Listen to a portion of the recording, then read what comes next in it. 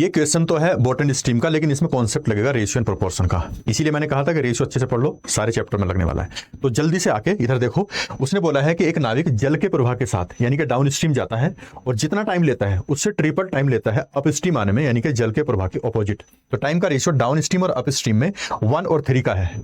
तो हमने पता है रेशियो में, मैंने बताया था आपको कि टाइम और स्पीड एक दूसरे का ऑपोजिट होता है। तो टाइम अगर 1:3 के रेशियो में तो स्पीड कितना होगा 3:1। सिंपल सा सवाल है, बिल्कुल इसको देखते ही, अभी आपको मैं तरीका बताऊंगा, देखते ही आप इसका आंसर दोगे बिना पेन उठाए, बिना सोल्व करे। तब तक आपको गुड न्यूज देता हूं, अनअकैडमी के सारे कोर्सेज 25,999 में चल रहे हैं और ये जो ऑफर है वो थोड़ा सा लिमिटेड टाइम के लिए है।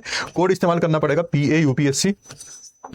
PAUPSC कोड इस्तेमाल करेंगे, ये 25,999 में आपको कोर्स मिल जाएगा और लिमिटेड पीरियड तक ये कोर्स है। लिंक डिस्क्रिप्शन में जाकर ज्वाइन करिए। इसके साथ साथ आपके यूपीएससी CSC की वर्कशॉप सबमिट चल रही है, ये चलेगी 19 से 22 दिसंबर तक आपके टॉप एजुकेटर्स के साथ। इसका भी लिंक डिस्क्रिप्शन में जाकर ज्वाइन कर सकते हैं।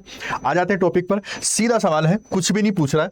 उसने बोला कि अगर वो शांत जल में 10 किलोमीटर प्रति घंटा चलता है, स्टिल वाटर में उसकी स्पीड 10 किलोमीटर पर आवर है, तो स्टिल वाटर की स्पीड क्या होती है, down stream plus up stream upon 2। तो स्टिल वाटर की रेशियो में स्पीड कितनी है, 3 + 1/2 यानी कि 4/2। तो 4/2 का मतलब क्या है 2, यानी कि रेशियो में, मैं कहूं रेशियो में स्टिल वाटर में शांत जल में चाल 2 है और एक्चुअल में शांत जल में चाल 10 है। तो 2 की वैल्यू 10, 1 की वैल्यू हो जाएगी 5। जब 1 की वैल्यू 5 है, उसने बोला जल प्रवाह की गति कितनी होगी, जल प्रवाह यानी कि करंट की स्पीड कितनी होगी, करंट की स्पीड होती है down stream up stream minus करके अपॉन 2, यानी कि 3 - 1, यह है इसके करंट की स्पीड, 3 - 1/2 यानी कि 2/2, यानी कि 1 की वैल्यू पूछ रहा है, तो 1 की वैल्यू कितनी है 5, यही आंसर है। तो जो वो क्वेश्चन पूछ रहा था वो है 5 किलोमीटर पर आवर।